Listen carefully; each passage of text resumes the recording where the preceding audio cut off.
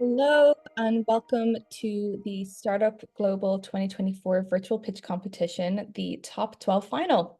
I'm Isabel Nolan. I'm the Program Manager for the Startup Women and Startup Global programs at Startup Canada. To begin, I would like to acknowledge the land on which I am on today, which is located on the unceded and traditional territories of the Musqueam, Squamish, and Tsleil-Waututh Nations, also known as Vancouver.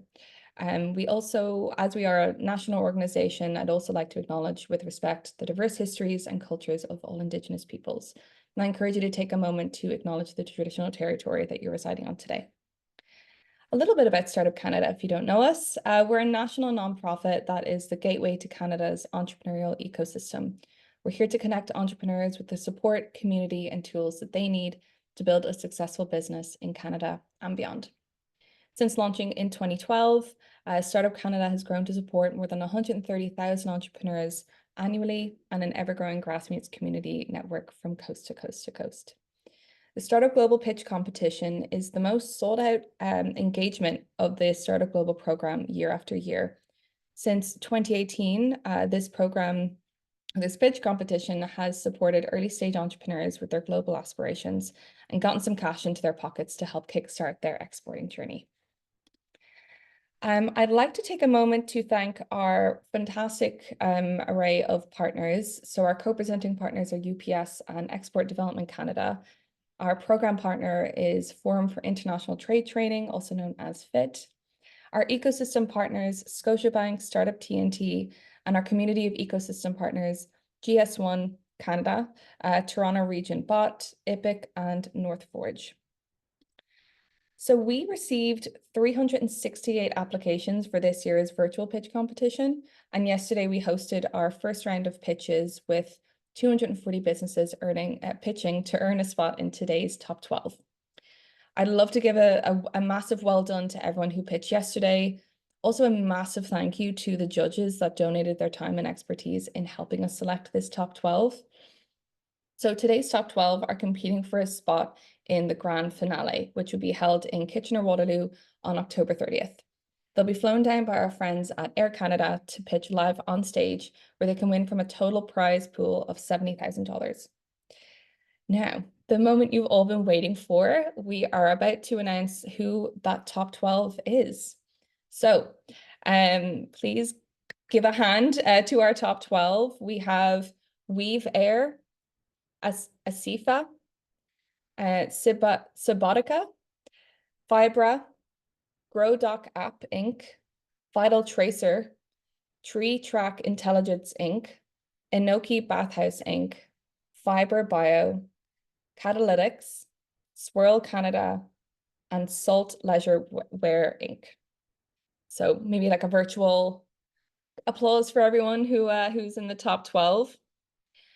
So each business will get 3 minutes to pitch verbally, followed by 3 minutes of Q&A from our judges. Our judges will then select a top 6 who will be announced on social media tomorrow, and those 6 will get to go to the grand finale in Kitchener-Waterloo. So speaking of judges, I'm very honored to introduce today's judges who both hold a wealth of knowledge and experience within the entrepreneurship space. So please welcome Molly Middleton, showrunner and senior producer on Dragon's Den, and Daniel Lewis, founder of Daniel's Chai Bar and Pico. Daniel is also a certified international trade professional, so knows heaps about going global himself. Our judges will be assessing you on target market, objective, solution, leadership, traction, if any, competition, and most importantly, your ability to go global. So let's get started with these pitches. I'm going to stop sharing my screen. Firstly, welcome to our judges. How are you feeling today? I'm ready. Wonderful. I've seen it all, so I'm excited that I don't know a majority of these companies, so I'm excited to hear from everyone. Fantastic. Yep. I always buzz when I hear these pitches and businesses and entrepreneurs and ideas, so looking forward to it. Fantastic. And yeah, our judges are judging blind today as well. So yeah, like I said, they don't know anything about them, so they're eager to learn about your business. So we're going to see if we have our first Pitcher, we do. Natalia, how are you doing today? I'm doing great. Thank you very much. It's really nice. It's such an amazing opportunity. So I was really excited when you made the announcements. Amazing. All right, so I'm going to have a timer on my screen that will have 3 minutes on it. So let me get that set up for you. So Great. I'll count you down, but are you ready to go? And then I'll count you in. Yes, and really nice to see everyone. Thank you, Danielle and Molly, and the team from the Startup Global. I'm really excited and ready to go. Thank you. Fantastic. Good luck. All right, in 3, 2, 1. What is the biggest threat that represents over $600 billion market opportunity for businesses globally? My name is Natalia, and I'm a co-founder and CEO of Viv Air. I have a PhD in chemical engineering from University of Toronto and spent over 14 years working with organizations to measure air quality, emissions, and climate risks. After speaking to hundreds of organizations across North America, Asia, and Europe, I discovered that they're facing millions of dollars in fines and risks due to changes in regulations and changes in climate. Meanwhile, over 90% of organizations I spoke to lack accurate tools to collect emissions data to meet those ESG and sustainability regulation and export requirements. They're facing an increasingly large cost in data collection and analysis.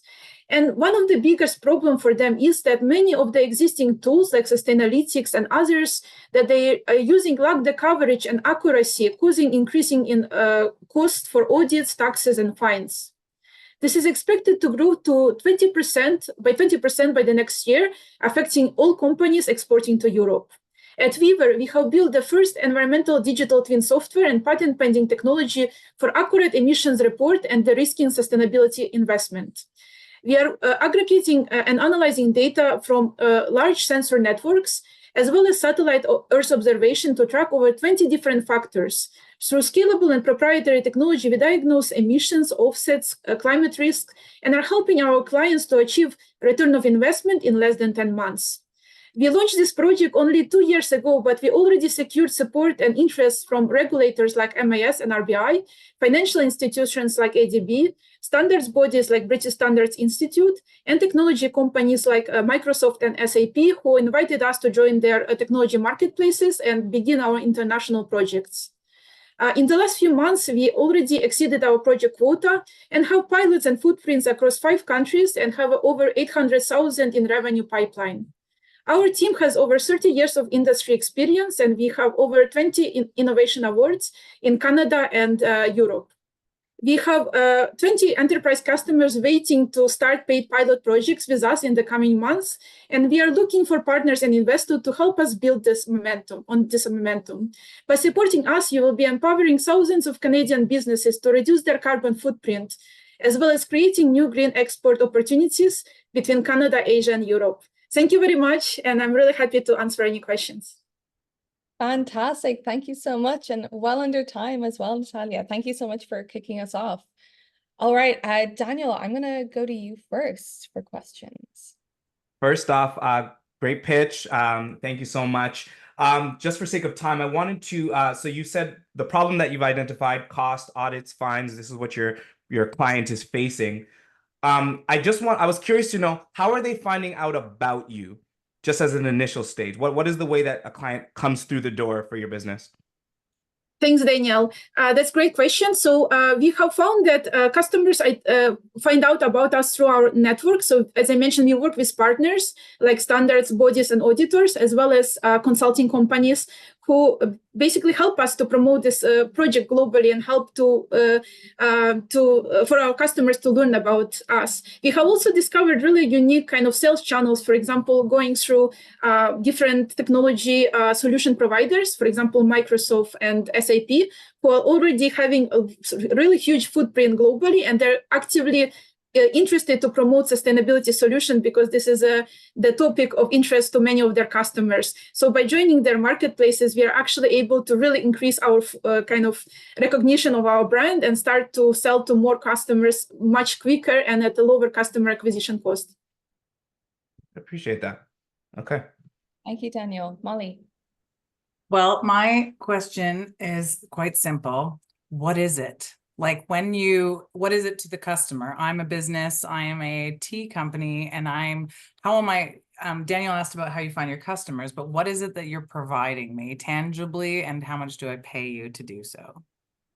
Thank you, Molly. Yes, what we're providing is a software solution. So it's a software platform that basically allows you to visualize your whole business. Whether you are a tea company who is only operating in Canada or you're a global tea company, you will be able to see all your facilities in one place, all their emissions associated with those buildings, those operations, because we collect the data also from external sources. We don't rely only on companies. We use basically a special sensors in the satellite that allows us to image the building at a very high resolution, meter by meter kind of resolution. And we actually able to see the changes in the traffic at the site. We are able to see the changes in operations. And we are able to provide this intelligence to the businesses to help them not only to generate sustainability reports, which are so critical for them to meet their investor and customer needs, but also help them to understand what kind of improvements they can make and what kind of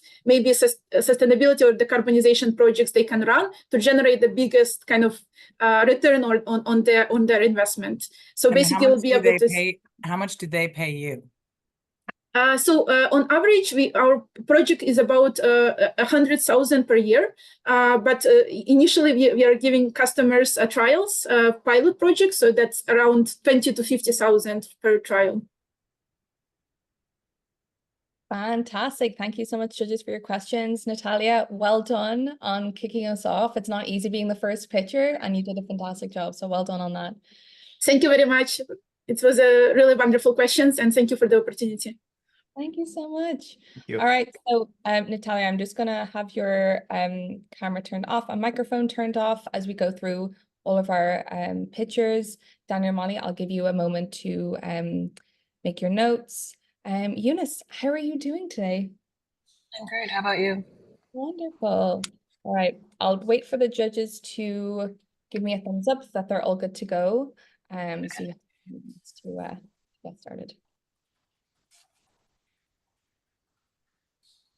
And Eunice, where are you calling in from today? Toronto, Ontario, but I'm from BC, Vancouver, BC. Oh, fantastic. Great. Moved for the business.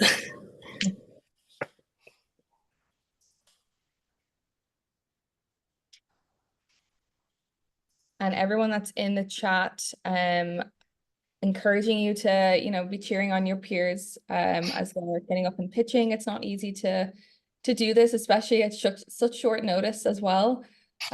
So be supportive of each other, also connect with each other as well. Thank you so much, Daniel. And I'll just wait for Molly to give me a thumbs up.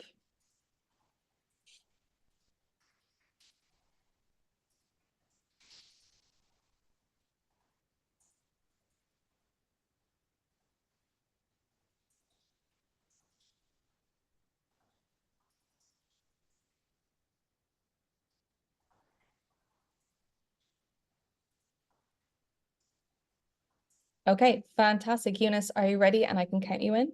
Yep, sure thing. Okay, so I'm just confirming this is Eunice from ASIFA. So you can start in 3, 2, 1. Hi, everyone. I'm Dr. Eunice Wu. I'm a pharmacist and co-founder and CEO of ASEFA. We are building the world's first AI pharmacist. Right now, there's a global shortfall of 15 million healthcare workers, creating extreme strain on current staff to bridge that gap. And on top of that, there's recent regulation changes allowing pharmacists to prescribe. So pharmacists are becoming performing more clinical tasks with no alleviation of their previous work to compensate for that time. And especially with an aging population, this gap in resources is not sustainable. And this is why we are building towards a fully autonomous AI pharmacist. As a clinician myself, I took the Hippocratic oath that I will do what is best for my patients. But what happens when AI grows to become more accurate than that of a human pharmacist? And we will soon reach an inflection point where it'll actually become unethical to not use AI in practice. And the reality is we are actually closer to that point than we think. To build towards this vision, we've created a suite of AI clinical tools for pharmacists to streamline their workflows. And eventually we will have all these tools connect together to become a fully autonomous AI pharmacist. Right now, we offer our products as an API, which can be integrated into pharmacy software. It fits seamlessly in a pharmacist's daily tasks, providing tools that allow them to perform clinical services in a fraction of the time. For example, this can reduce the time of services such as medication reviews from 45 minutes per patient down to just 15 minutes per patient.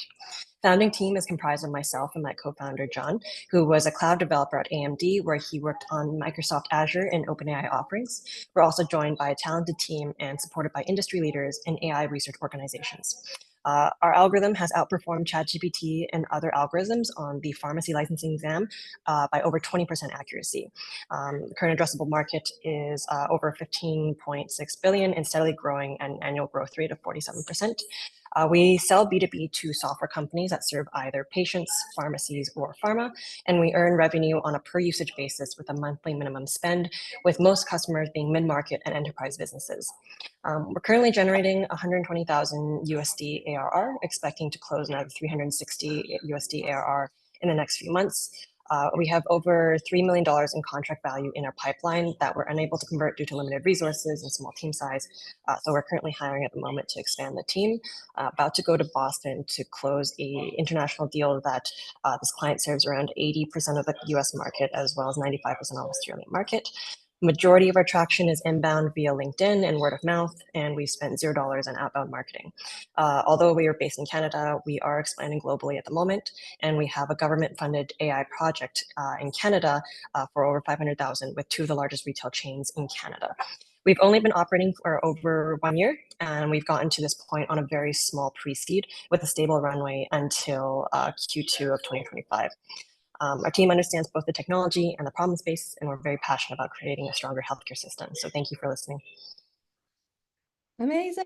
Thank you so much, Eunice. We're right on time. Okay, Molly, I'm going to go to you first for question. Well, in thinking about the sort of the global aspect of this contest, is there anything that restricts you? Like, I understand how, like, I guess because it's AI, but between Canada and other countries in terms of practices, legalities, etc.? Yeah, so that's a great question.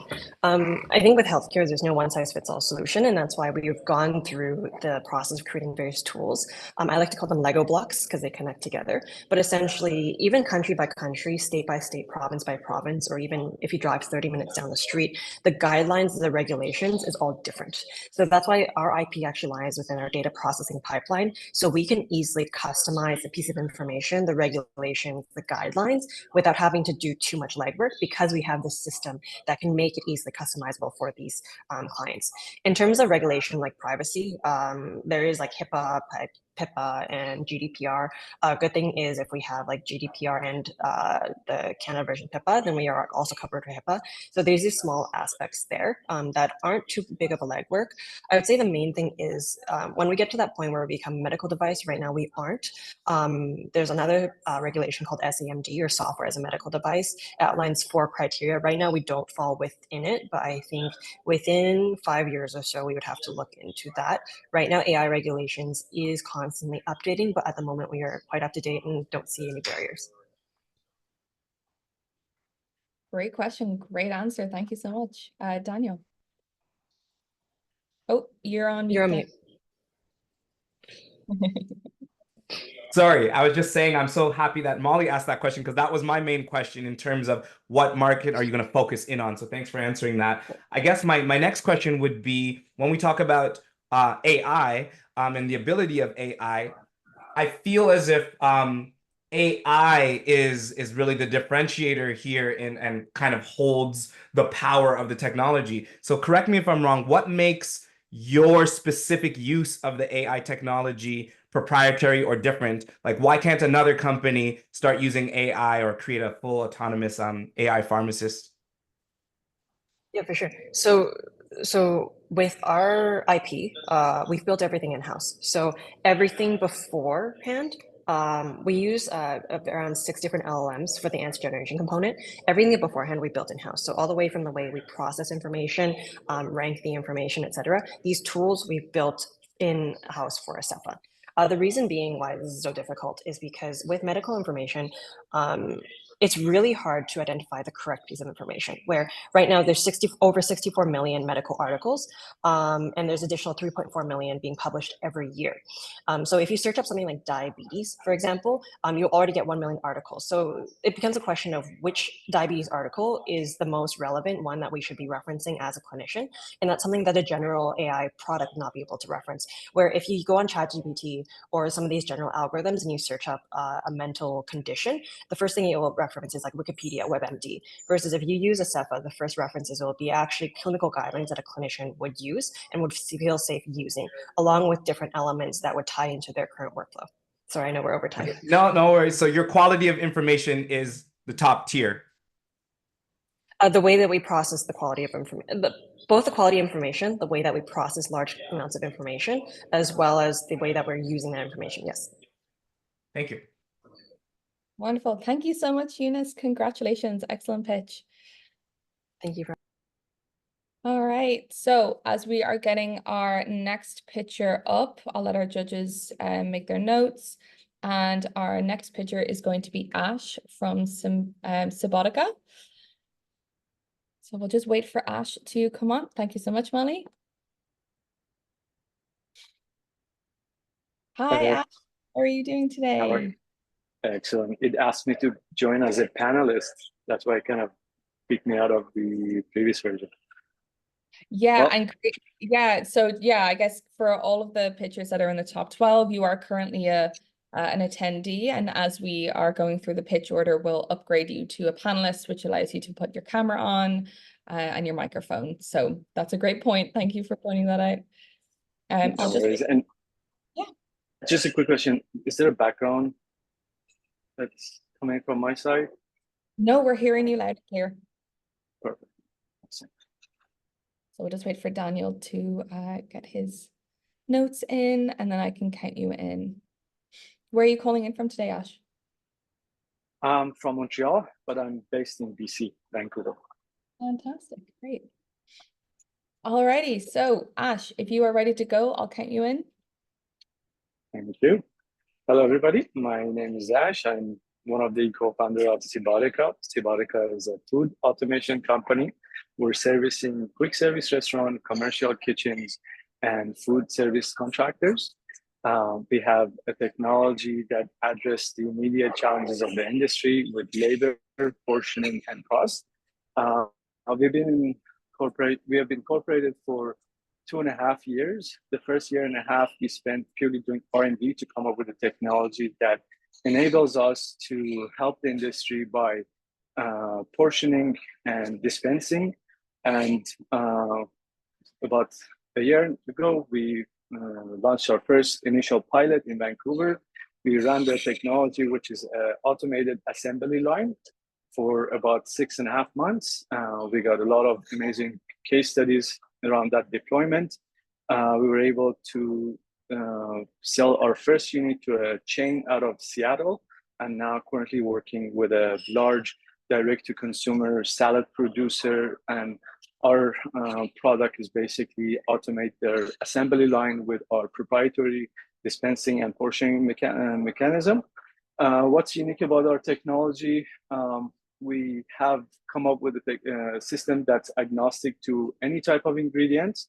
We're able to dispense and portion exactly to the gram, and our AI algorithm enable us to adapt to the menu of our customers, which removes any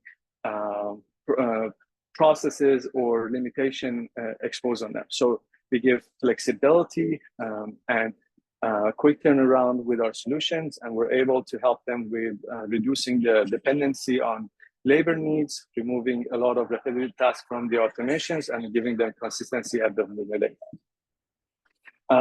We basically are at a pre-seed stage. We've bootstrapped the company until now, and we're starting our raise. We're doing a $2 million raise on $6 million valuation. The vehicle is safe, and the team is we are serial entrepreneurs. We've done this before. We had few companies prior to joining Subotica. two of the co-founders hold different patents, and they're also engineers who work in different aspects of robotic, from welding to security to agri-tech. Myself, I've been also an engineer, but restaurant owners and food operators from 2019. Together, we bring both expertise from the field of robotics as well as food industry. We have about $50 million worth of LOI in our ARR in our pipelines. And as mentioned, we're working with a large company to deploy our product in September. Excellent. Thank you so much, Ash. All right, I will go to Daniel first for questions. Thank you so much, Ash, for the presentation. So the first question I would need an answer from you before I could ask it fully, but so you have this AI, it does portioning, it does everything. Are you also the equipment? So is it equipment with your AI built into it? Exactly. We built an agnostic hardware that's only a single system, but the algorithm, the AI changes depending on the operations and the ingredients that we're dispensing. Okay. And so if you are this equipment, can you talk to me a little bit about the cost of maintenance for the equipment with food portioning, different wear and tear could happen to the equipment. Can you talk to me about some of those maintenance costs? Absolutely. Our business model is RaaS, Robot as a Service. So basically, we charge our customer a monthly subscription fee for leasing our equipment. That includes updates, software updates, as well as support and maintenance. And the cost is integrated into the fee that we charge our customers. Our first deployment with a chain in Seattle, the rough monthly cost of that is $7,000 per unit. And that includes support and maintenance and software update. Perfect. Thank you. What kind of a footprint does this have? Like, what size of restaurants can you help? And that's part one. And the part two is sort of in the terms of going global, to like ship this to a big European chain, or how are you going to deal with the logistics of and the negative side of those logistics? Great question. So our core proprietary technologies are dispensing, and they're modular. So they're in a form factor of 12 centimeter by 18 centimeter, the smallest one. That means we can actually be in any operations, from quick service restaurant to large scale co-packers. We were able to pack those dispenser into a form factor of an existing neckline that restaurateurs, especially the ones that are doing bowls and salad, and we're automating their line. But in a larger customer who basically they require just a dispensing but not the whole solution, we're able to place these dispenser on top of their assembly line, and they can go as long as 20 feet to 25 feet. So it all depends on what the customer requires, but the core ability for us is to give them the dispensers that are capable of handling any type of ingredients, however the restaurants or food operators are preparing them. And in terms of a logistical barrier, each continent, they have their own regulatory bodies that basically control. And for North America, we are NSF compliance as well as UL certified. We're currently talking to distributors in UE and Europe, and those are going to be in a few years from now. Time's up. Okay, thank you. Thank you so much, Ash. Congrats on your pitch. Thank you so much. Thank you. Judges, I'll give you a few moments to get your notes in. And we'll be moving on to our fourth pitcher, which is Parnian from Fibra Inc. So we'll just wait for Parnian to come on board.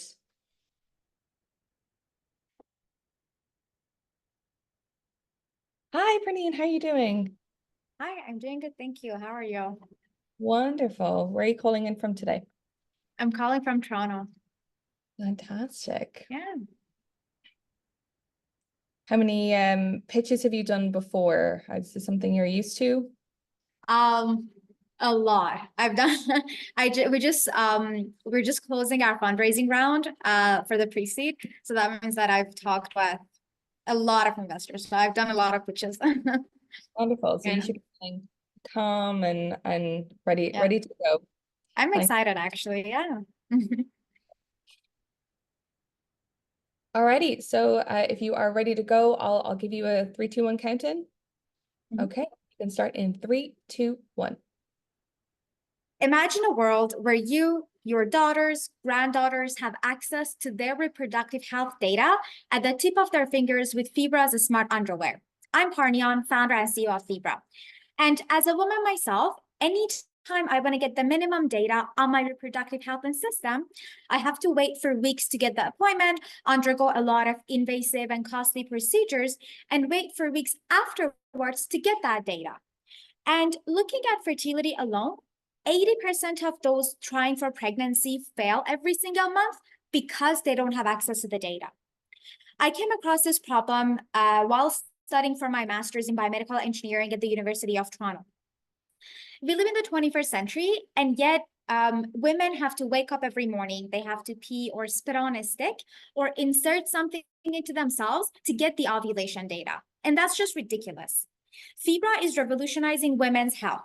With our patent pending Smart Underwear Plus app, we are leveraging data analytics to provide women with accurate and personalized reproductive health data in the most automated, non-invasive, hassle-free, and accurate manner.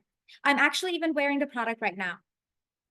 Starting with fertility today, the next step for us is pregnancy detection and monitoring, menopause, STD, and cervical cancer detection in the future. All of these with the sensors and with our proprietary sensors that are already embedded within the product. In the last 18 months, Fibra has generated significant momentum. We have filed 4 different provisional patent applications. We've had CBC reaching out to us for an interview. We've received $75,000 from Canadian government to submit even more patent applications and further refine our IP strategy. We are working with 5 R&D partners in Toronto, including UHN, Toronto Metropolitan University, York University, University of Toronto, and we have 3,000 community members already within our community. We are seeing 10% month-over-month growth on that, and we have validated the functionality of the sensors. We know that it works, and in Q3 of this year, we're going to be working with hospitals in Toronto for further pilot studies. We are actively fundraising and adding to our vibrant community. So if you're an investor, a practitioner, or simply someone who's passionate about women's health, I'd love to chat further with you and join Fibra today and change the future of your daughters and granddaughters. Thank you. Wonderful. Thank you so much, Parnian. All right, Molly, I think I'm going to go to you first. Well, great pitch. I feel like reproductive health and all of that stuff is very on trend right now. So I feel like you're hitting it. But my first immediate reaction is sensors in my underwear. How and how do I wash them? That's a very great question. So when we are talking about sensors, we are not talking about those bulky, rigid sensors. We are talking about pieces of fabrics or yarns that are dipped into conductive material, and now they act as sensors for us. So as the result, it's very flexible, and think of the product as a normal underwear that's made up of different types of fabrics that are sewn together. It's very comfortable, washable, reusable, and each of the sensors can withstand around 50 to 100 washing cycles. I just feel like in the time where people are like more worried about access to having, you know, feminine hygiene products for free, is there a big enough market outside of our privileged North American sort of spenders that are going to pay for sensor underwear to know if they're ovulating? Yes, tackling that in the developing countries, not specifically for fertility, but also the other future use cases that I just talked about, including cervical cancer detection, including STD detection as fast as possible. There is going to be a huge market in developing countries because of access to healthcare, because of the price to actually access the healthcare, and other components that would play in those regions as well. Again, fertility, just the first step for us. The steps afterwards are what makes the product even much more compelling. Thanks, Molly. Daniel. That was great. And I was going to ask, you know, what materials are used for these sensors because, do they come with any health risk? But I feel like you already answered that question in some respect. So what I'd like to know is when it comes to sizes, how many product SKUs are you going to be offering? And is that going to get expensive to cater to a wider market when you decide to go global? Very great question. So talking about the price per unit, if we're talking about 90 units of the product, the price is going to be $20 per pair. But if we are talking about 10,000 units of the product, it's going to be 10,000 units of the product is going to be $8 per pair. So once we hit the economy of scale, we can even shrink the price further. Today, the price for the underwear is $80 per pair. We estimated that women would need 3 to 4 pairs of underwear for 1 year supply of the product because it's washable, because it's reusable. And with the freemium app, for 1 year, it's going to cost $312, which is in the lower end of other fertility tracking products for 1 year. But yeah, so as we hit the economy of scale, it's going to be cheaper and we can shrink the price even further than $80 per pair. Thank you. Fantastic. Thank you so much, Parnian. Great. Great No pitch. worries. No worries. All right, judges, as always, I'll give you a few moments to get your notes in, and I'll welcome our 5th pitcher. So we have Daniel joining us from Grow.app Inc. Hi, Daniel. How are you doing today? Oh, just want to make sure your microphone is working okay. No, we can't hear you.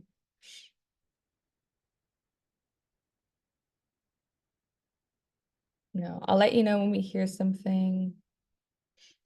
Hello? No? There we go. We can hear you. You hear me? Okay, great. Crisis averted. Yeah, yes, good. Great. So judges, when you're ready, give me a thumbs up. Thank you, Molly. Daniel, where are you joining us from today? I'm in the capital, Ottawa. Fantastic. Great. How about you? Have you done a lot of pitches before? Yeah, as we're still raising a pre-seed round. So yeah, we've done 50 plus pitches already. So yeah, it's something we're accustomed to now. Wonderful. That's great. Wonderful. All right, Daniel, if you're ready, I'll give you a 3, 2, 1 count in. Yeah, go ahead. Okay, so 3, 2, 1. Hello, everyone. My name is Daniel Rett, and I'm the CEO and founder of Grow.app. So as we know, food is really important, and it's affected right now by wars, climate change, and there's a hidden issue, and it's called insects. They're causing more than $220 billion of loss globally, and they're accounting for as much as 40% of our world's crop loss each year. And how are farms mitigating that? Well, that's done with scouts walking through and diagnosing what the problem is, because these unchecked pest issues can cause massive damage within days. So as you can expect, somebody walking through with a pen and paper documenting things is not quite fast. And it's so slow that treatments are delayed and problems can expand really quickly. And their accuracy is also reliant on the expertise of the scouts. What we've done at Grow.app is we have a mobile app and a web interface allowing them to track their notes, and as well as taking a picture and with AI vision be able to determine what the cause is, and when it's a crucial problem, be able to deliver those alerts 10 times faster to key staff within the farm or the greenhouse. This helps them prevent infestation and keep an eye on their crops at all times. Our team, we've won multiple awards, top 30 under 30, top 20 under 40, and we've got a well-rounded team with 3 on our sales and marketing and 3 on our development and AI. As well, we're backed by leaders in the international agriculture, and we've been in accelerators such as The Forge, NextAI, and Propel. We focused on collecting our AI vision data set from key universities and research colleges in Canada. We collected over 100,000 images, and we have over 95% accuracy in covering 42 of the most critical health problems. We focused on AI into making it as a brain and connecting with all sorts of potential devices, such as phones, cameras, drones, and robotics as we move in the future. Our traction so far, we've got 1 paid client, and we've got 23 trials ongoing right now with the largest greenhouses in Canada and the United States. We also have a foothold with resellers, allowing us to expand through Canada, US, and Australia. And we're also working on integration with existing software such as farm management system within the space. Our pricing is very simple. It starts off at $300 a month, and it goes all the way up to $5,000 a month plus, depending on the amount of scans and the usage. Our key competitive advantage is that we're offering our system with no blind spots, allowing people to use their phones to be able to take a picture at anywhere a problem might happen. It's quick to deploy, we're finding the exact cause of problems, and we're easily integratable with those farm management systems. Currently, we're raising a pre-seed round of $400K to help us reach 20K MRR and expand globally. $200K is going to go in our sales and marketing, $100K is going to go in our research and data collection, and the last $100K is going to go in our product and operation. And currently, we've already secured $300K, and we're closing in on the last $100K in the next month. Thank you guys for your time. Well done. Thank you so much. All right, Daniel, straight to you. That's a great pitch, Daniel, and you have a wonderful name, by the way. Yes, I was going to say the same. When you talk about, so often being in tea myself, I work a lot with suppliers, farms, and things like that. And what I often notice is that what consumers would love, I would love to know there's an app that's checking the farms for pesticides, things like that. What we would love as consumers puts a demand on the agricultural sector that sometimes is not feasible for them. And so when it comes to your cost of $300 to $500, how doable do you think that is going to be for a lot of these single origin farms and smaller farms to adapt? And talk me through how you're going to onboard those clients. Yeah, our focus right now, and we've done a lot of customer discovery, our focus is greenhouses and farms above 10 plus employees. At that point, there starts to be a data management problem. You know, having paper-based forms are often lost. Sometimes they're damaged because there's water in the farm, things like that. So really what we're helping them is real-time analysis of the data. So they can put it in their smartphone or their tablet, and then everybody can have reports at once. So it's either the farms right now are on paper or on spreadsheet, and there's always some back and forth, and the real-time alerts are non-existent. And on top of that, there's also the problem where, you know, scouts sometimes are grabbing a problem and then having to bring it to somebody, an expert inside that farm, and it's creating a lot of back and forth, potentially spreading issues and wasting a lot of time. So now they snap a picture, the AI could diagnose what the problem is, and then the expert can confirm, and then they can apply treatment immediately. Thank you. Just really quickly, farm that is using pen and paper today, do you think it's going to be easy to take on a cost of $300 to $500 for new technology? Yes, what we're seeing is the effectiveness, and we can help them with treatment as well. So when they're applying their treatment, we can see how that maps out to the problems and be able to reduce the cost of their treatment. So the ROI is going to be there, and as well as the wasted time of employees going to find people, we can justify the ROI in there, and that's why we've seen a lot of success with our trials with the large greenhouses at the moment. Thank you. Is no one else doing this? Like, there are a few other people doing it. Our key, beachhead was starting off in the cannabis space. So we collected the largest data set there. And once we started moving along, the data from the cannabis space crosses over really great with greenhouses for tomatoes, green peppers, strawberries, the same insects. So we are now one of the top IPM products, what they call pest management for the cannabis space. We're leading that space, and now we're expanding to the other crops, and as well as we have huge other companies that are leaders in tomato space looking to integrate with our platform to enable us to offer this AI vision within those other crops. And what's the biggest challenge you're facing now? The biggest challenge has been with cannabis because there's a lot of restrictions. But now as we expand to other crops and become more generalist, I think that's going to help us expand and reduce those challenges. Thank you. Thank you. Excellent. Thank you so much, Dan. I can tell that you've perhaps heard some of these questions before. Your answers were great and succinct. Thank you. Wonderful. All right, you can relax now. You've all finished up.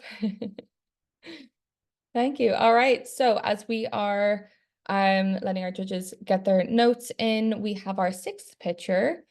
So we have Azadeh from Vital Tracer. How are you doing today? Doing amazing. Can you see it? Can you see me, hear me well? See you, hear you perfectly. Thank you so much. Great. So I'll wait for our judges to give us thumbs up. Thank you so much, Daniel. And thank you, Molly. All right, Azadeh, if you are ready, I'll give you a little countdown. Yeah. Okay. Have you ever seen a superhero movie where the hero has to pause the action for vital sign check? No, right? Well, our real life little superheroes, kids who are battling cancer, face this during their treatment every week.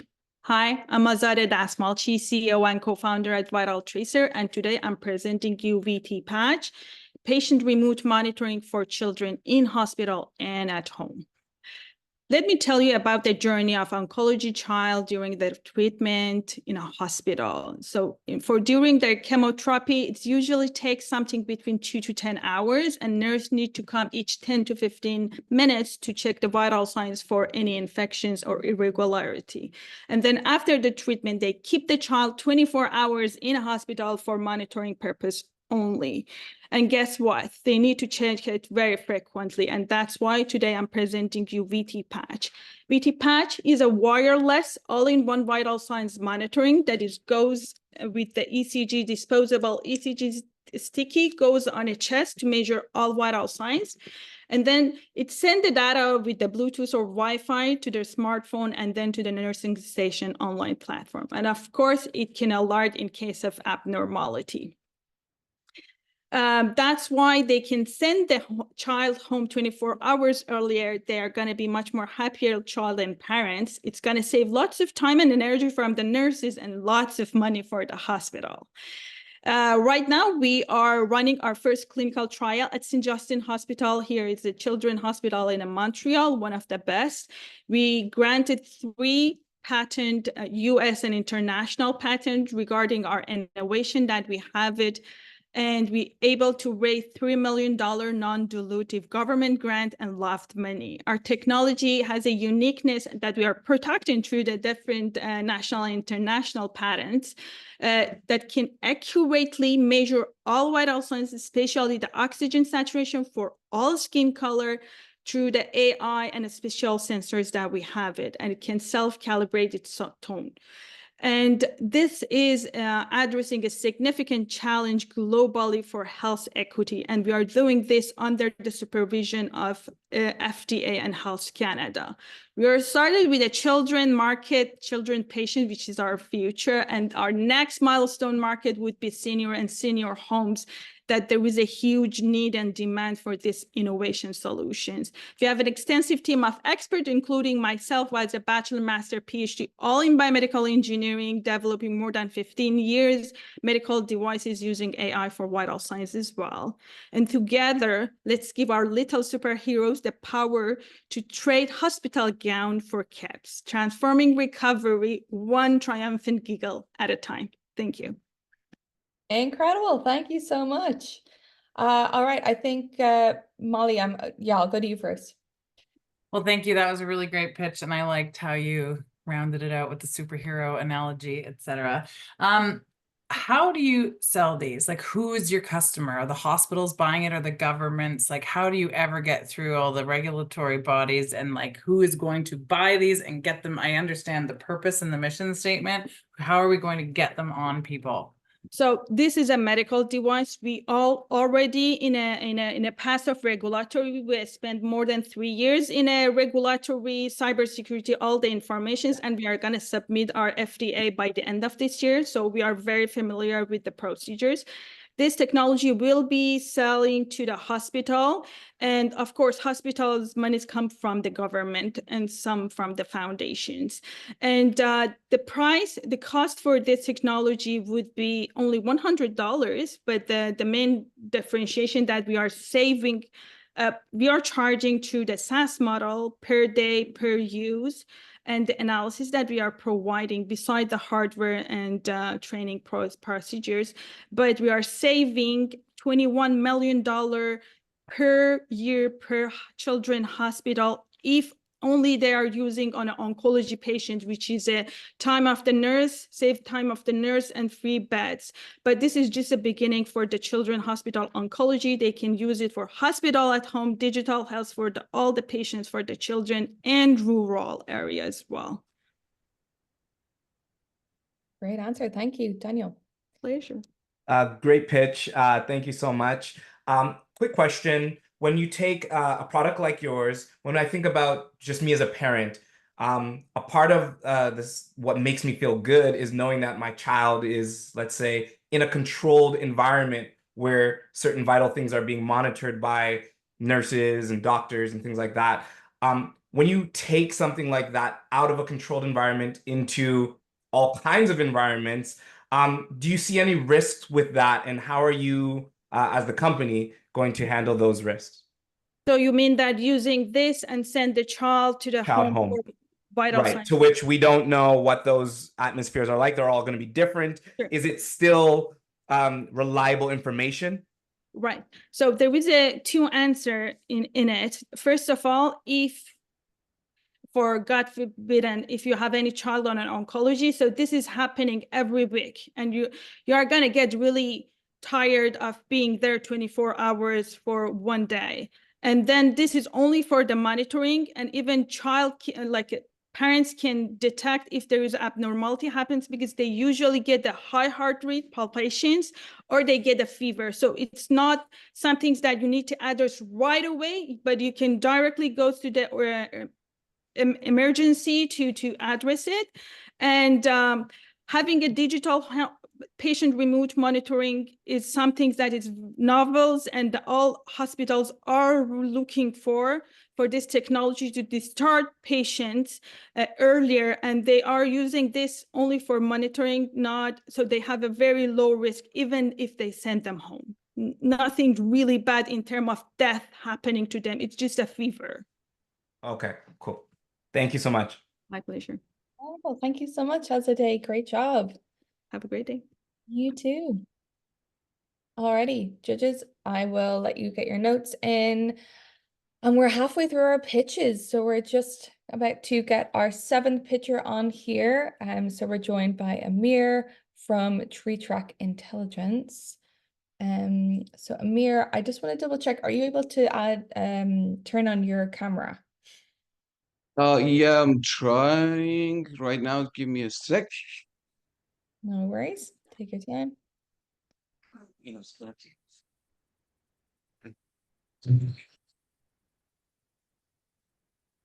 Fantastic. Great. Yeah, oh, even better. Okay, I have my main camera.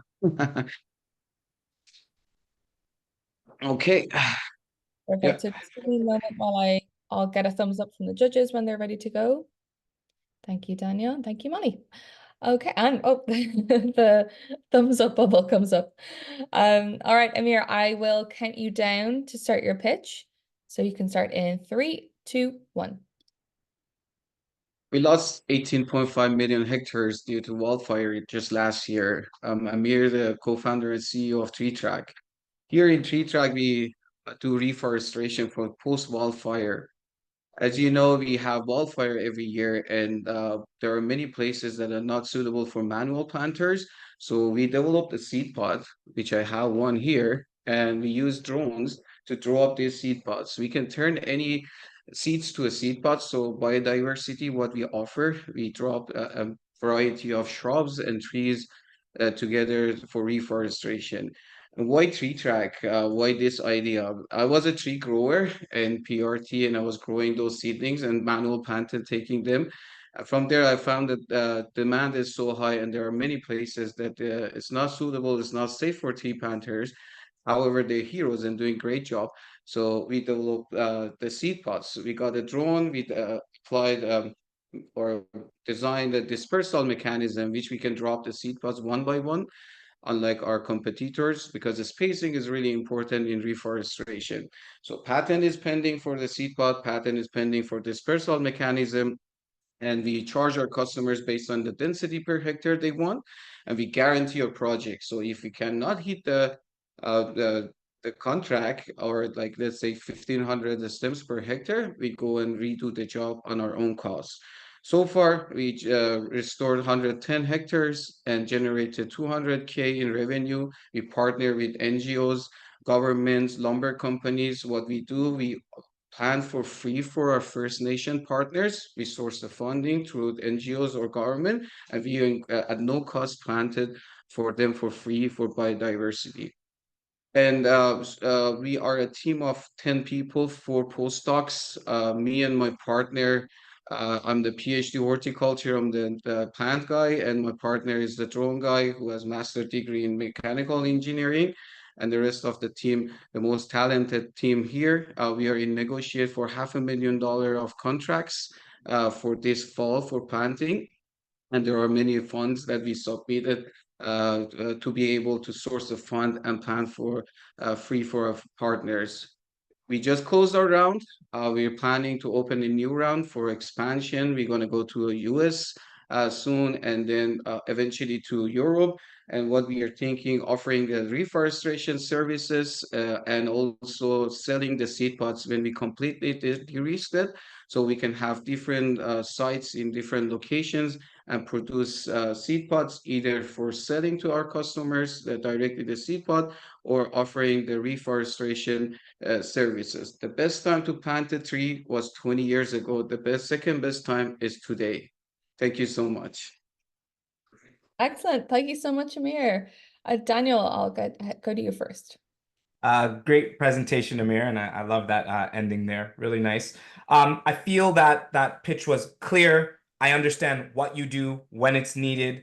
Kind of double question here. So when does somebody find you? I'm curious about your go-to-market strategy, and especially when you think about exporting. You said US, which is very vast, and then Europe. What is your go-to-market strategy? How does somebody find out about you? Does a fire happen and then we look for a service like yours?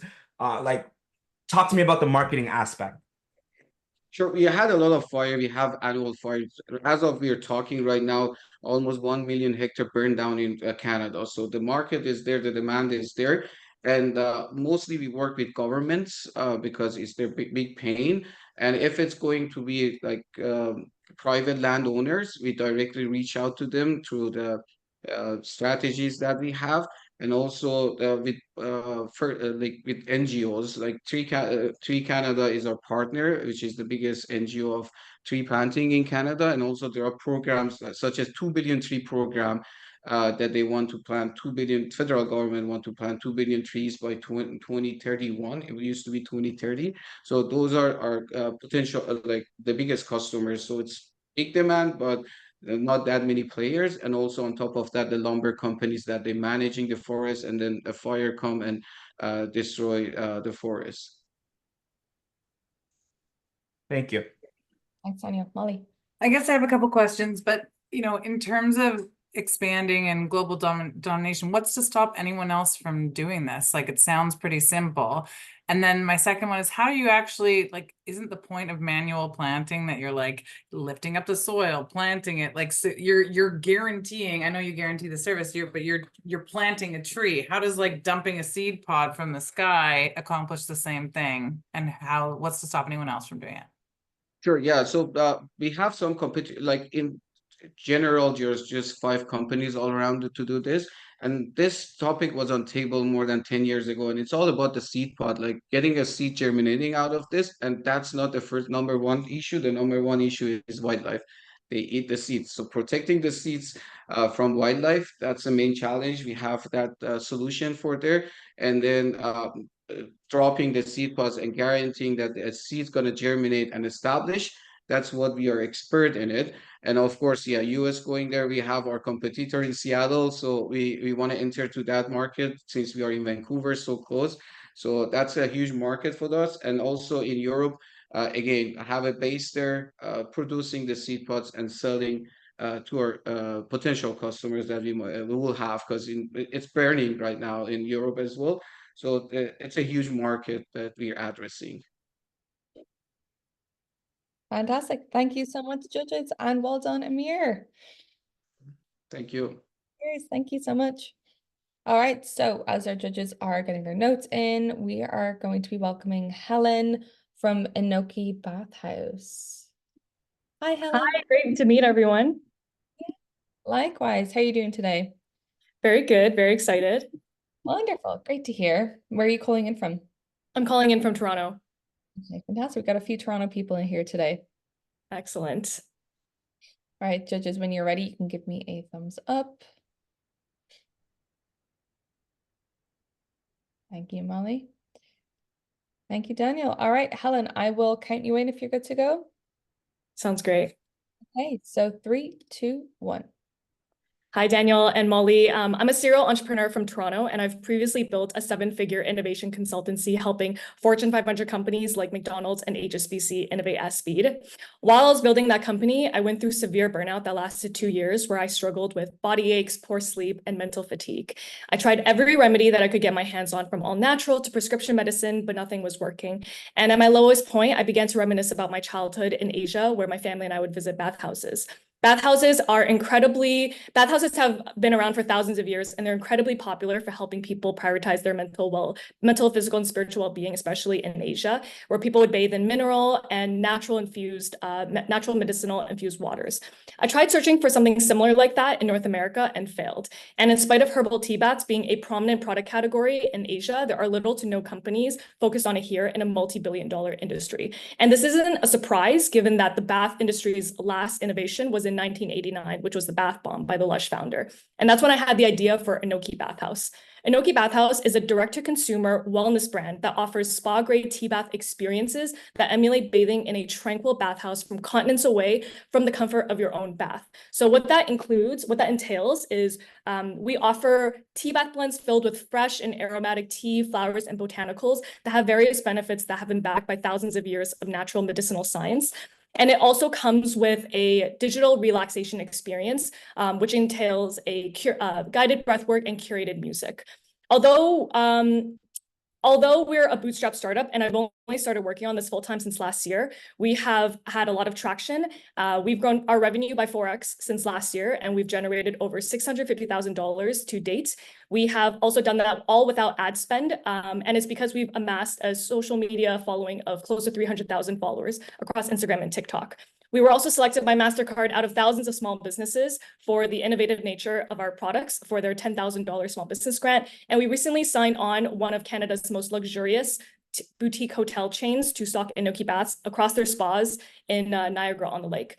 We're leading an entirely new product category in a very creative way, and we're making luxury spa experiences accessible and affordable in the process. We're focused on 3 winning advantages. The first is the quality of our ingredients and formulations. It took me a year to source, test, formulate, and I'm confident that we have the highest quality ingredients on the market today. And 2, our products are a 100% natural alternative to 99% of the bath products on the market today. We have no synthetic chemicals, added fragrances, artificial dyes, or skin irritating essential oils. And 3, we are a truly comparative alternative to visiting a $300 spa or flying to Japan to visit a bathhouse. If awarded, we would use the funding to fuel our growth by investing it into trade shows, paid ads, and new hires. Excellent. Thank you so much, Helen.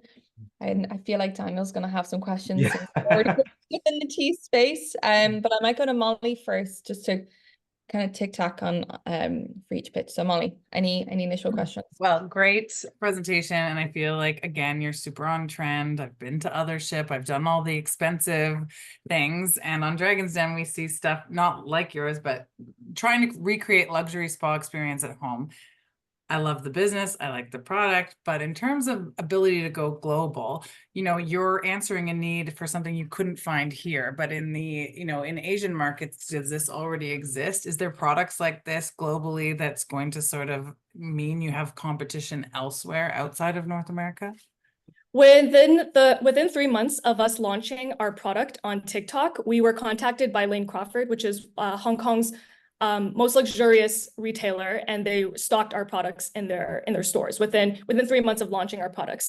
There is no product on the market that is like ours, and we've heard that from spas around the world, including spas in Hawaii, Europe, and Asia. So we also have global customers who are coming literally directly from Japan who are purchasing from us as well. Our products are currently on a global scale already, but we are predominantly focused on the North American region first. Excellent. Thank you, Daniel. Great presentation. You had me at spa grade tea bath. So, I mean, I'm already going to be a customer. Love it. I don't want to go too much into the tea aspect of things, even though I would love to. What I am curious about is you talked, first off, you're super on trend because the tea industry is looking for experiential things. So I'm interested to know about that part of your business or your product. You said that it comes with some experience. Can you talk to me about what that is and the quality of that experience? All of our tea bath experiences are inspired by a different bathhouse region. So for example, our ethereal garden is inspired by an Egyptian bathhouse. We have one that's inspired by a Japanese bathhouse and one inspired by a Taiwanese bathhouse. We're also launching one that's inspired by the Blue Lagoon, an Icelandic bathhouse. Our products come with a guided breathwork and music that is tailored to that bath experience that we're trying to emulate. And we have two types of SKUs of our products. So we have a small size and a larger size, but all of our experiences also can come with a like a physical element experience. So it comes with tea, it comes with candles, and another element to really encompass that sensory experience. So those are the elements of how we create a truly multi-sensory experience by really curating and designing a spa experience you can enjoy at home. Okay, and so I don't need any technology to enjoy it, because you said there's a physical aspect to it. So if I don't have a phone, I don't have a screen or anything like that, I could still enjoy the product's full capacity?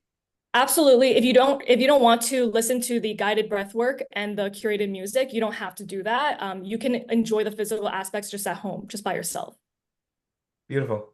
Thank you. Fantastic. Thank you so much. I'm wishing I had a bath so Yeah. I could enjoy it. Thank you so much. Thank you for Then your I time. was like, is it going to clog my drain? That's the things I was thinking. It comes with a steeping bag, so nothing, it's a very clean process. Amazing. All right. Great answers, Helen. You're super well prepared. Cheers. All right, judges, I'll give you a few moments and we are on to our 9th pitcher, which is Thanos from Fiber. How are you doing today? Pretty good, pretty good. Just here from Vancouver. It's funny, I'm also a chemical engineer, so surprised how many pitchers are actually from a chemical engineering background. Oh, fantastic. All right, judges, can you give me a thumbs up if you are ready to go? Thank you, Daniel. Thank you, Molly. All right, I'll give you a 3, 2, 1 count in, Thanos, if you're ready. Sounds good. So 3, 2, 1. Synthetic fibers account for 8% of global CO2 emissions. They are literally killing the planet. What are synthetic fibers? They're the strength and stretch in your yoga pants, the waterproofing on your coat. Synthetic fibers are high-performance materials which are found in almost everything. For example, spandex, which gives garments their stretch, is found in 100% of performance apparel and 60% of all garments. The demand for these materials is huge, with 90 million tons of synthetic fibers consumed per year. This represents a massive opportunity. The market for spandex is 10 billion, is projected to grow to 20 billion by 2030. Other materials such as Teflon, polymers, and Kevlar have more modest markets of roughly $1 billion each, but can be sold at very high prices per kilogram. Unfortunately, the environmental impact is massive. With 4 million Olympic-sized swimming pools worth of water, 800 Hoover dams of electricity, and 1 billion gasoline cars worth of CO2 consumed per year. Fibers are also non-recyclable and non-biodegradable. Anything blended with spandex becomes instantly destined for the landfill. Our solution is the Hilo biomanufacturing platform, which converts waste to wealth. We have a 2-stage bioprocess, which converts organic waste into high-value biopolymers and value-added co-products. Our materials are designed using our AI algorithm, which leverages our library of high-performance nature-derived polymers to design custom materials with tunable properties. Our technology uses a marine bacteria which grows extremely fast on garbage. This lets us use less water and energy than our competitors. We are cost competitive with fossil fuel-based fibers due to high productivity and the low cost of our feedstock. Finally, we have an extensive IP portfolio to protect our production and design process. We have a working manufacturing process with a minimum viable product fiber, which is a like-for-like spandex replacement. Unlike the incumbent, it is both recyclable and biodegradable. This has given us major traction with over 4 NDAs and material transfer agreements with global chemical and retail producers who want to use our fibers. Our team consists of myself, a PhD in chemical engineering with extensive experience in patents and biomanufacturing, and Dr. Vikram Yadav, who has founded 2+ successful biostartup tech startups in the field. Our advisor, Dr. Orlando Rojas, is a world-class researcher in the field of biomaterials.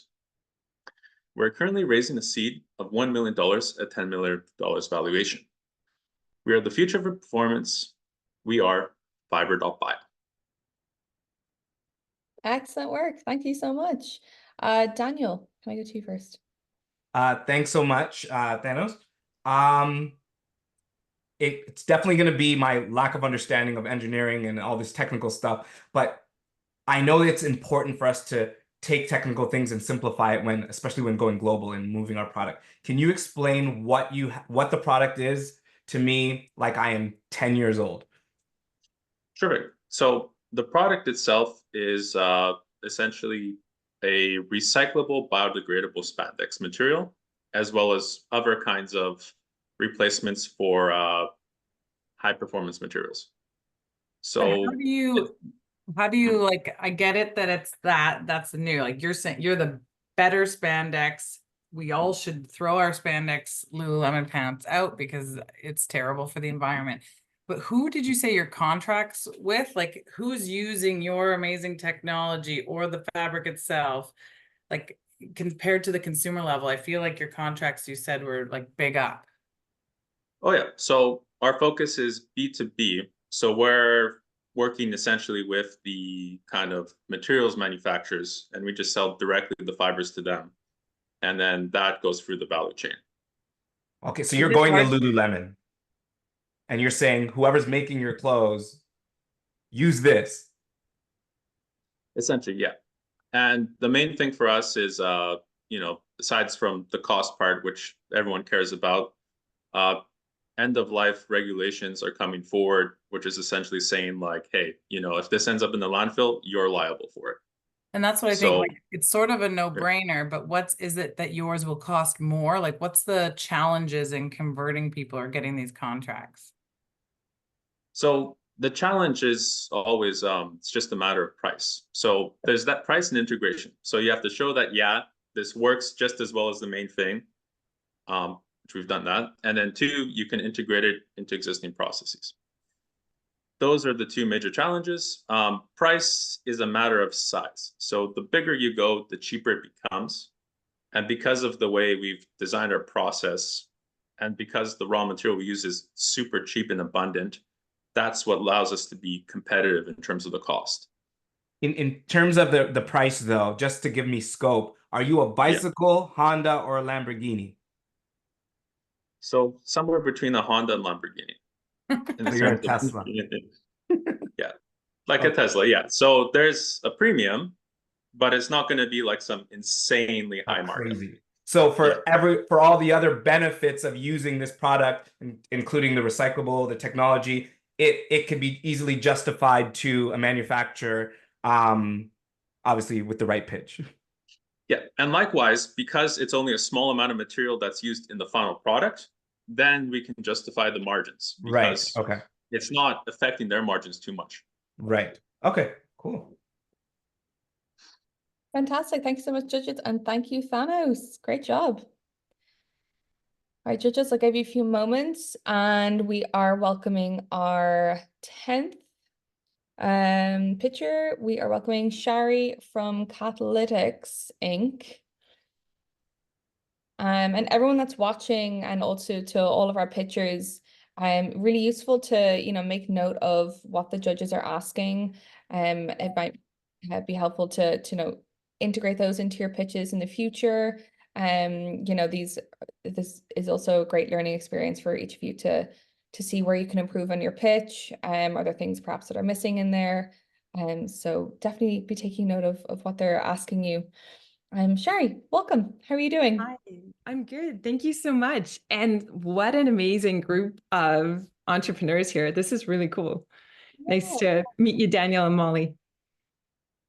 Thank you so much. Nice to meet you. Molly, are you good to go with your thing? Fantastic. All right, Shari, I will give you a countdown to start. So you can go in 3, 2, 1. Hi, my name is Dr. Shari Vandepoel, and I'm the founder and CEO of Catalytics. We are a 16-person agri-tech company with skills in hardware, software, data analytics, but also we all know and love cows. So I myself am a computer engineer, but I'm also a large animal veterinarian. And if you went to a grocery store today and you went to check out and they brought you pen and paper to buy your purchase, you probably take a minute and say, how do they manage inventory or financials or multiple stores? So then why is it in Canada, where we're a center of amazing dairy farming, that about half of dairy farmers don't use a digitized solution to keep track of all of this stuff tied to the complexity of a dairy farm? We're talking vaccinations, animal health, equipment, staffing. It's really a complex operation. There's a couple of reasons for that. One is that the most readily available software to them was made in about the 1980s and hasn't changed much to that.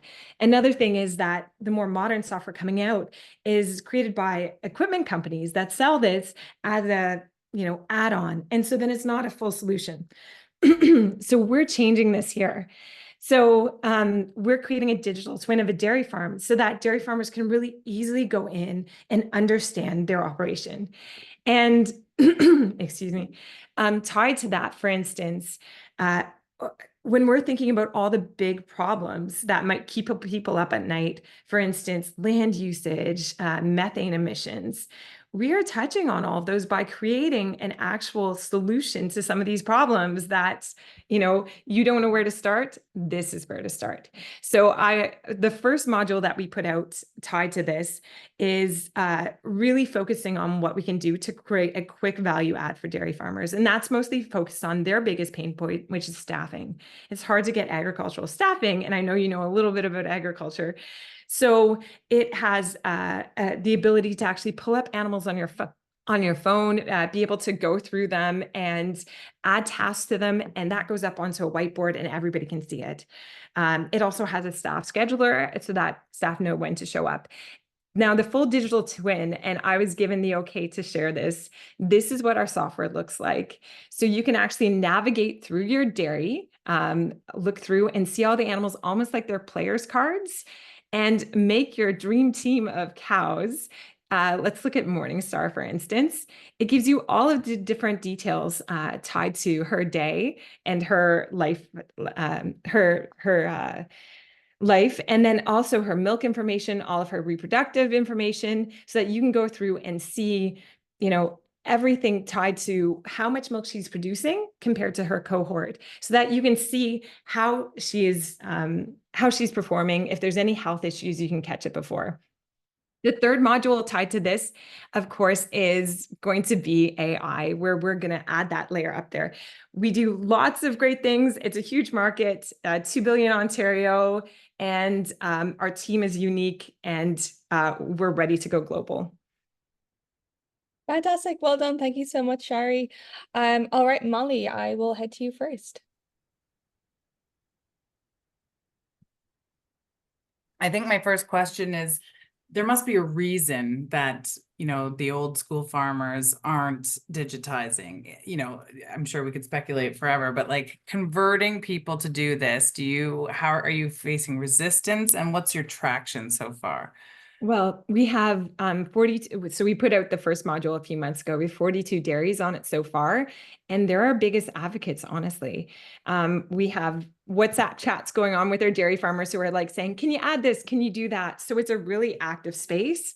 And just recently, so average dairy farm size in Canada is 100. Just recently, the Americans found out what we're doing, and they've just put 40,000 cows into our application, and they're looking to put in another 160,000. So they're ready. I mean, they're showing us they're ready based on the numbers. Good question, though. Yeah. Thanks so much, Shari, for your presentation.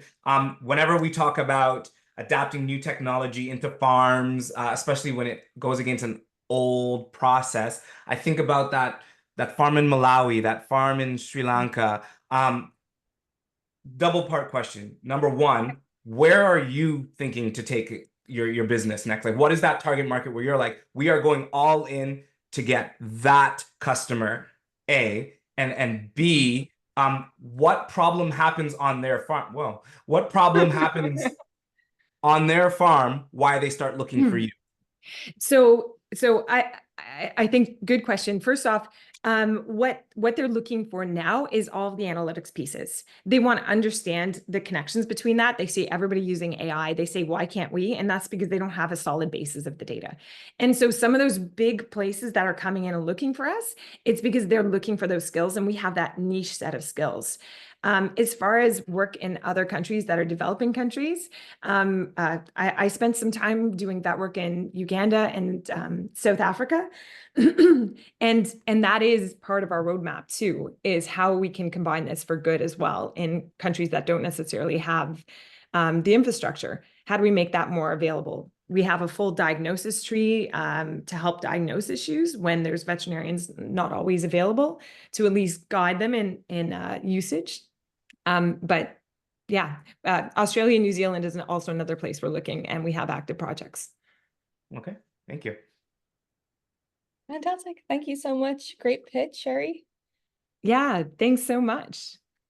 Alrighty. So as our judges are getting their notes in, we have 2 more pitches.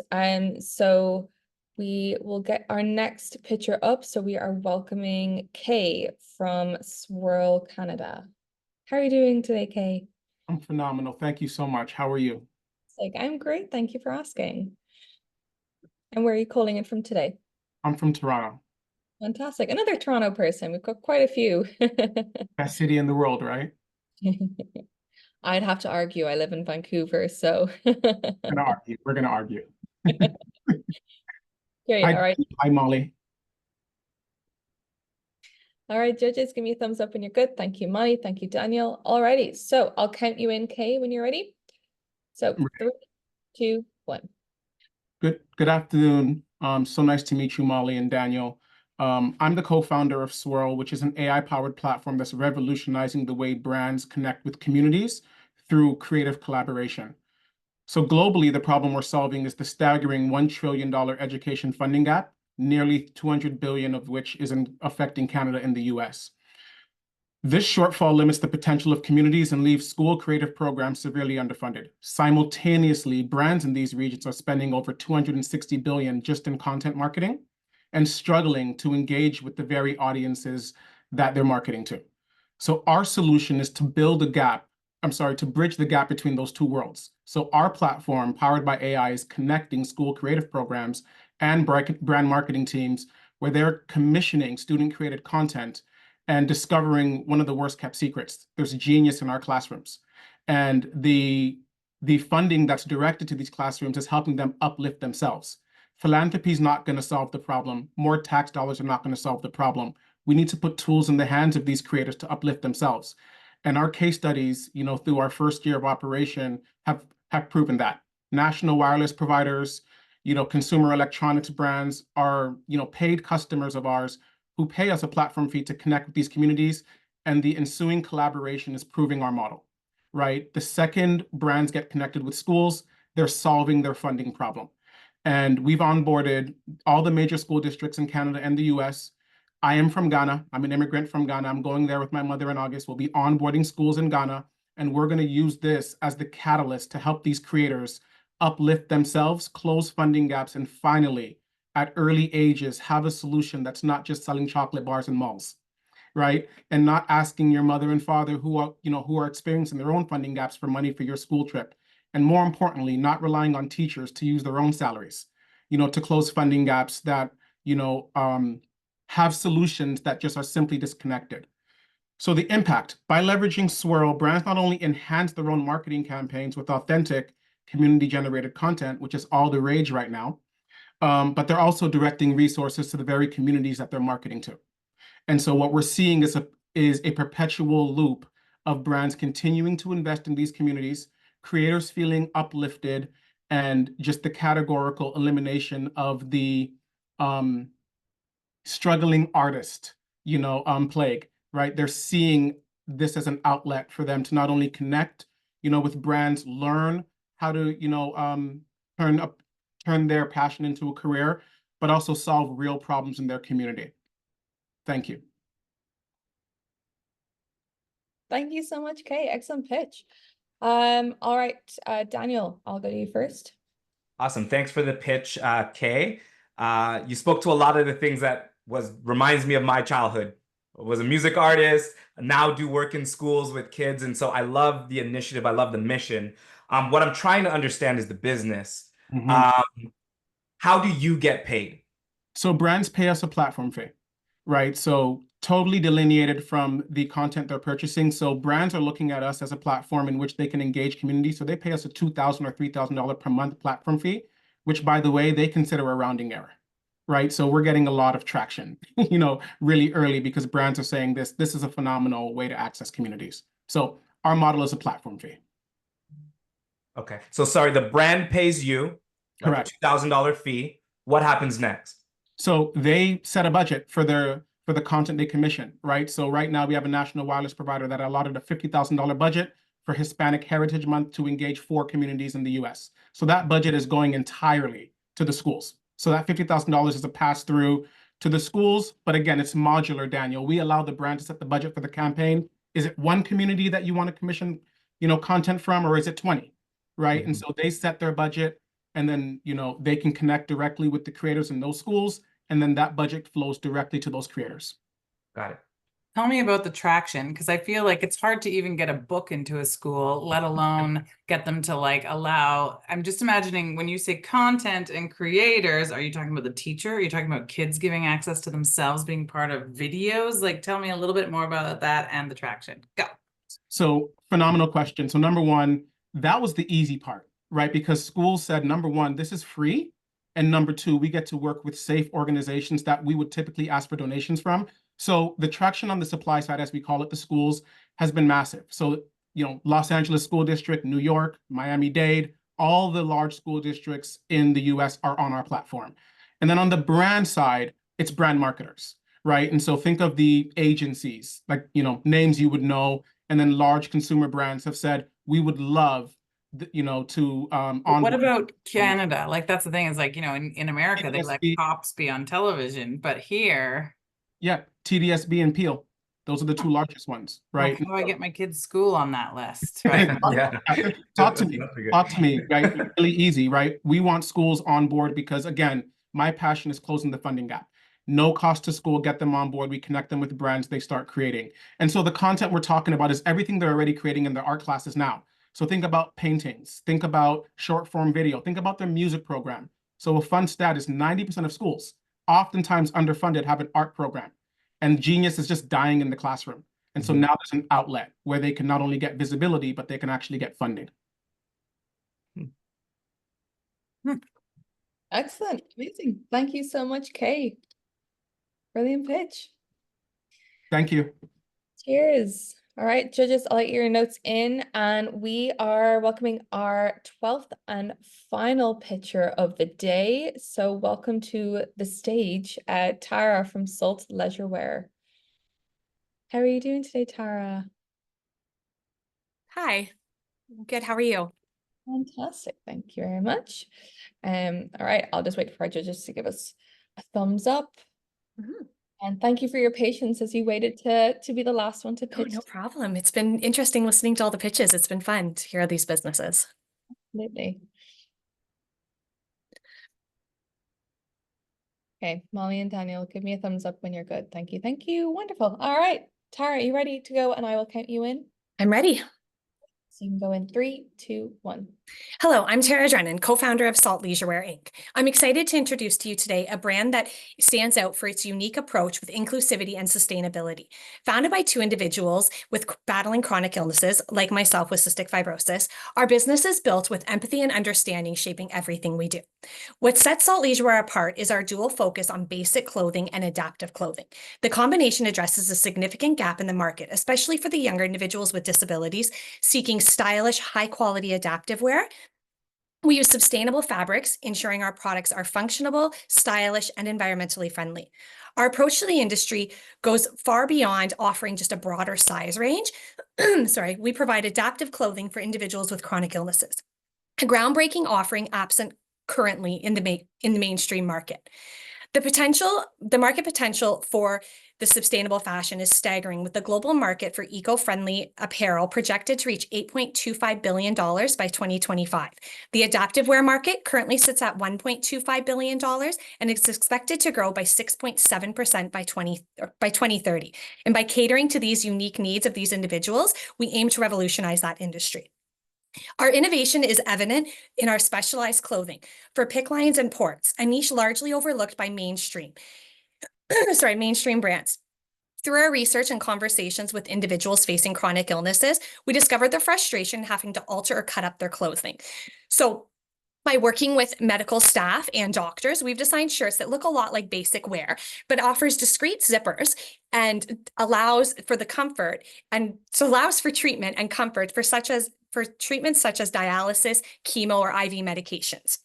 I'm currently wearing our chest port top here, and you can see, bring it down, and then they don't have to take off their top for their medical treatments. We call our adaptive wear our resilient line to showcase the strength and perseverance of the remarkable individuals. And with over 5 million PICC lines and ports inserted annually in North America, the demand for this specialized clothing is significant. And as we continue to grow, our strategic entry into the US market prioritizes our adaptive clothing. Being an online-based business and using Shopify, we have the capacity to ship worldwide, and we've started exporting to the Eastern United States market with the help of the Trade Acceleration Program, with our export plan, and gaining traction through online ads and social media. We aim to establish partnerships with US-based charities, healthcare providers, and disability advocacy groups. Through our 5x5 kickback program, we also donate 5% of our sales to charities like Cystic Fibrosis Canada, and 5% of products in care packages back to those battling chronic illnesses, demonstrating our commitment to the community. With Salt Leisurewear is not only about innovative products, but also about making meaningful impacts to the lives of the customers and the marketplace. And our profound sense of social responsibility and inclusivity sets us apart, making us the brand that resonates with today's socially conscious consumer. Sorry. Fantastic. Well done, Tara. Thank you. Well done. Well done. All right, Molly, I'll head to you first for a question. Interestingly enough, I have been pitched sort of adaptive wear before. Yeah. And you said the market was quite big, but why hasn't it, like, you know, in your opinion, and maybe from a business point of view, the challenge is in reaching that market and sort of being able to scale up? Like, I looked online, and so far you only have tops. Is there a reason there aren't bottoms involved in sort of expanding planet line? Tell me about the problem. Yeah, so we absolutely want to expand. Our thought was working with stuff that hasn't been out there yet. So PICC lines and ports are really big in the community that we're in. And we've both had personal experiences, me and my co-founder, with people who have PICC lines and ports, and the frustration, like we mentioned, of cutting up the clothing and that. So that's why we started there with something simple with the design and that. The market, if you've ever seen adaptive wear, it's highly geared towards an elderly market. It also very cheaply made. So younger people don't really want, you know, kitty cats and flowers plastered all over their wear. So we're trying to bring that more sustainable and more fashionable side to the adaptive wear, and not geared heavily towards the elderly community. Great, thank you. Daniel. Thanks for the pitch, Tara. Can you talk to me a little bit about your supply chain? So I'm trying to understand, do you make clothes, or do you design solutions and then send it off for the clothes to be made, and then it's going to go into the US, which is your target market? Talk to me about the supply chain. Yeah, so we design the clothes with the manufacturers, and we actually do everything right in Canada. We manufacture in London, Ontario, where we're both from, as well as Toronto, Ontario. And we have a great designer who helps us design the tech packs, go through the sample process to make sure, like we said, we work with the doctors and the medical staff to make sure it's not going to interfere with anything. And then we can, we go through the sampling process, have people try it, make sure it works. And then we have it manufactured here. Okay. And if in a perfect world, you Yeah. just go crazy and everybody wants your stuff. Are you able to scale from that same London warehouse, or does that change the dynamic of the business? We'd use more the Toronto warehouse at that point. We're starting to shift more into the Toronto manufacturer for scaling options and quicker turnaround. Thank you. Fantastic. Amazing. Well done, Tara, for closing out our virtual pitch competition. Round of applause for you and to everyone. You can take a breath now and relax. You're done. You've done a fantastic job. I know it's super scary to get up here, and in front of our two fantastic judges as well. But everyone did an incredible job with their pitch today, and everyone on time as well. That always impresses me when people can be concise within those 3 minutes. Okay, so that is the end of today's pitches. Like I said, congrats to everyone that pitched today. Excellent work. I know it's a lot to ask you to log on early and just perhaps hear your name and then just be ready to pitch. So congratulations to everyone for doing that in such a short space of time. I want to give a massive thank you to our incredible judges, Daniel and Molly. Thank you so much for your time today. Incredible questions for our pitchers. And like I said, if you pitch today, or even if you weren't pitching today and you're listening to the pitches, these questions that you hear from these judges or anyone that you pitch to, you can always take that as feedback to either improve your pitch, maybe perhaps learn something more about your business that you hadn't thought about before. So it is always great opportunity and practice to go ahead and pitch. So thank you so much, Molly and Daniel. You guys were all pros. I have to say, the pitch, like to nail it in 3 minutes, like you all did extremely well. It was impressive. Thank you so much. So myself and the judges are going to go into a separate room and adjudicate. Well, I'm going to facilitate it. I don't envy their decisions that they have to make right now. But yeah, we're going to decide on our top 6 that will go on to pitch live on stage in Kitchener-Waterloo on October 30th. We will announce those top 6 on our socials tomorrow, so do keep an eye out, and then we'll also follow up with those top 6 via email as well. Thank you to everyone who tuned in to watch, and I hope you all have a fantastic day. If you'd like to learn more about the Startup Global program, we'll add some links into the chat for you to follow along. But I hope you all have a great rest of your Tuesday. Take care. Great job, everyone. Thank you.